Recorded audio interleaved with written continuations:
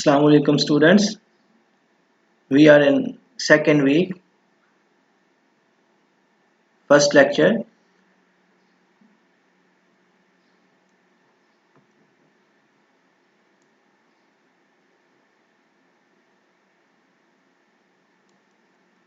Okay, in the first introductory chapter, or in the first two lectures, we talked about what is material science and engineering and how it has been central in the development of human civilization. We divided material science and engineering into broad subdisciplines, although both have overlapping characters. We develop an appreciation of contribution of materials in our daily lives. Then we went on to discuss what it is that gives materials their properties, that is structure. Then we learned that processing can result as materials with predetermined properties obtained by manipulation of their structure, and that processing can result for one single material to have different structures, so different properties. Now we start learning about different basic categories in which solid materials are usually grouped. That is the primary classifications of materials. Then we would be talking about advanced materials. What is this advanced meaning and what are their characteristics that make them advanced? We will also briefly talk about smart materials and systems, and in them what is smart about these materials and systems, and in that we will be very briefly talking about nanomaterials and nanosciences.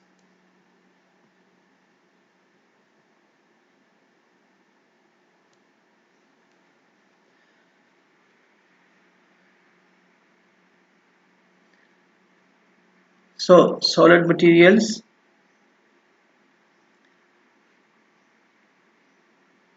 depending upon their structure and property are divided into are grouped into three basic categories. These are metals, ceramics, and polymers. Then there are two other categories. One is called composites. These are actually engineered combinations of first three materials, and then advanced materials are the same traditional or general materials, but these are processed so that they possess much better or enhanced properties than the original materials.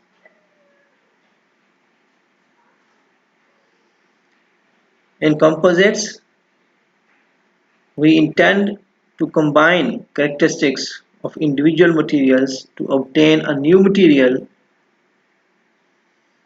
in which we want to have properties of all of the individual materials combined. As I said earlier, advanced materials are again primary materials, but these are processed to have better or our desired specific properties as per the application. And these are the materials that are applied in high technology applications like semiconductors, biomaterials.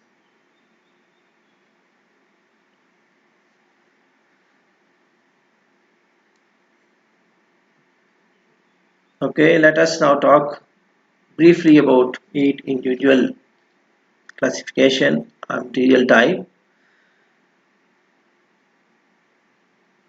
metals. These are the materials obtained from one or two metallic materials.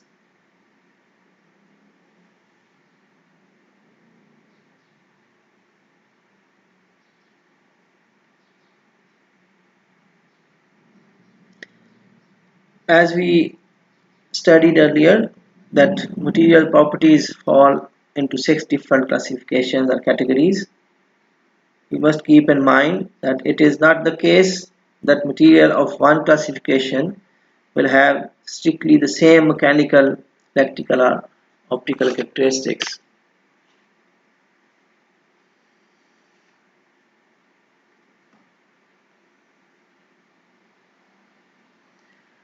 These metallic materials have certain characteristics, however, that are common to all of them, and these are that they within their structures, atoms are arranged or ordered.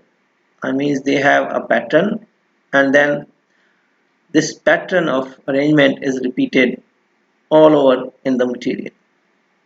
These materials have atoms or components that are densely or closely packed. This makes them stiff and strong, but at the same time they remain ductile. Ductility is the property to absorb external forces or stresses before going to break up. So they are resistant to fracture, and on atomic levels they have non-localized electrons. This means that electron of an atom is not tightly bound to that particular atom, but rather it's free to move within the structure of the metal. And these are the materials that are not transparent to visible light.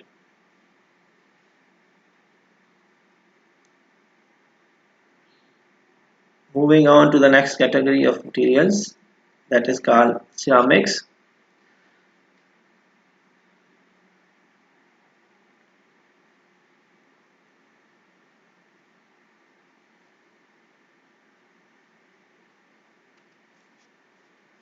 Ceramics are compounds of metallic and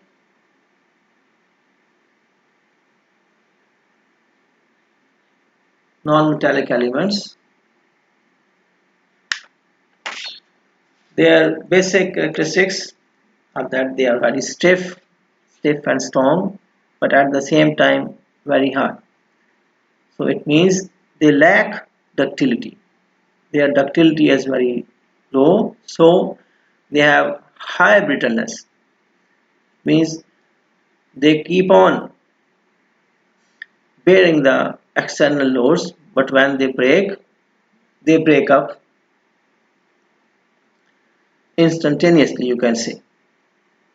So they are highly susceptible to fracture. Of course, nowadays with manipulation with structures, we are able to improve their brittleness, but still they are very brittle in comparison to metals. They are usually insulators to heat and electricity. They have high resistance to electrical and thermal heat conduction, and this makes them to work at high temperatures and harsh environments. They could be transparent, they could be translucent, or they could be opaque.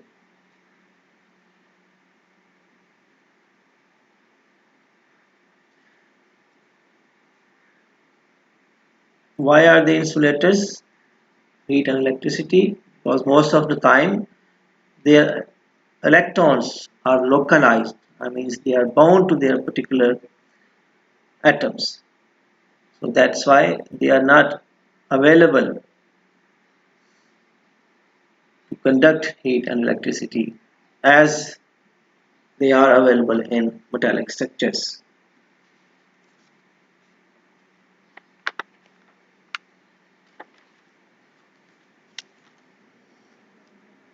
Okay, we move on to the next category of materials. These are called polymers. Polymers are actually organic compounds. It means they are made up of mainly carbon or hydrogen and some other non-metallic elements. They are family of plastic and rubber materials, and they are obtained by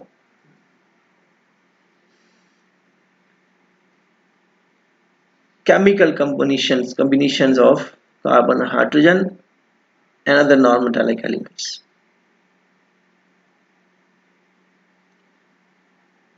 Peculiarity of these materials is their larger molecular structures,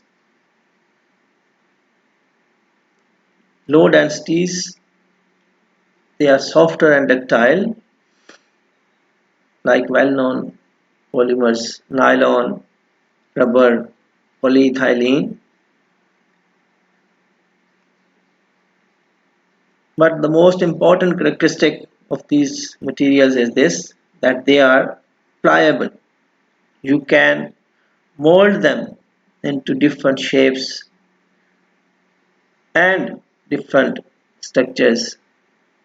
So they are malleable or pliable.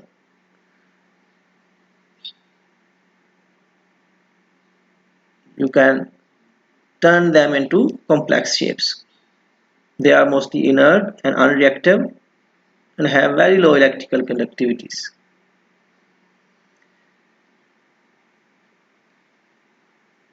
As these are long chain, low density structures, so they just decompose at modest or very low temperatures. However, one point is important to know, that if we look at them as of low densities, because they are very low in density, their stiffness and strength as per mass basis are sometimes comparable to those of metals and ceramics, because metals and ceramics are rather dense materials in comparison to these polymers. So as per density comparison, sometimes their stiffness and strength is comparable to those metals and ceramics.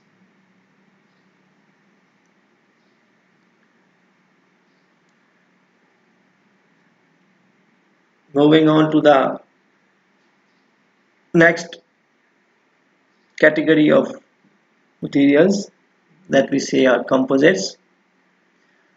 These composites are actually made up of two or more individual materials from the classification of other categories we have talked about earlier. Why we need to make composites?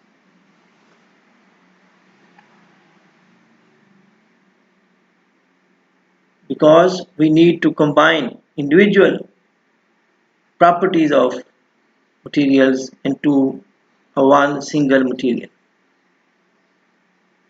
So we will bring together two or more than two individual materials to combine them to get a single material that possesses both the properties of individual materials that were combined to make this composite.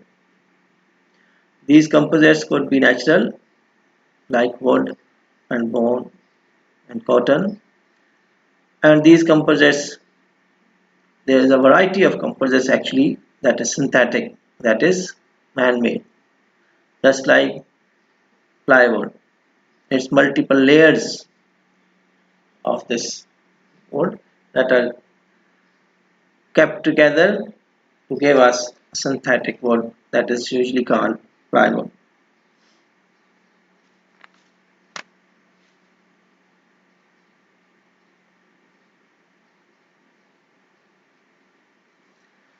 If you move on to the next category of materials that we call advanced materials,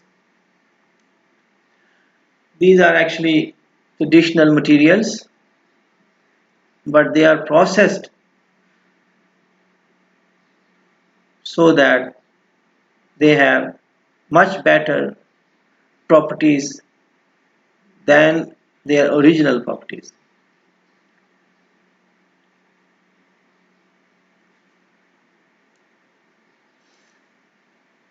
Like semiconductors, these are materials which have very low practical conductivities, but when you bring up some other material that is typically called dope this semiconductor material, you get a resultant material that has very high electrical conductivity.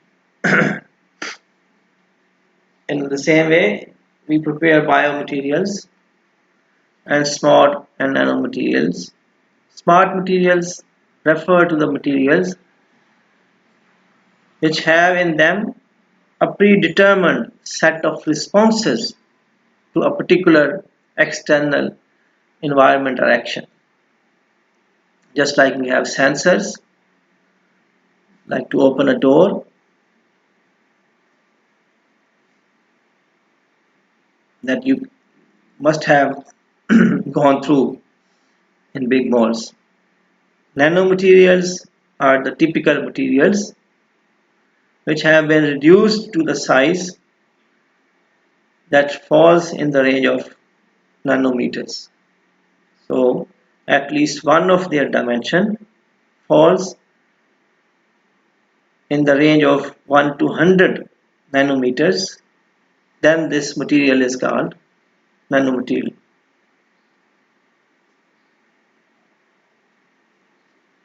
These advanced materials, as you must appreciate, have changed altogether the working conditions of different products, like the invention of transistor, and with it the revolution that happened in the industry, like computers. Okay, we finish here and we meet in the next class. Thank you. Assalamu alaikum.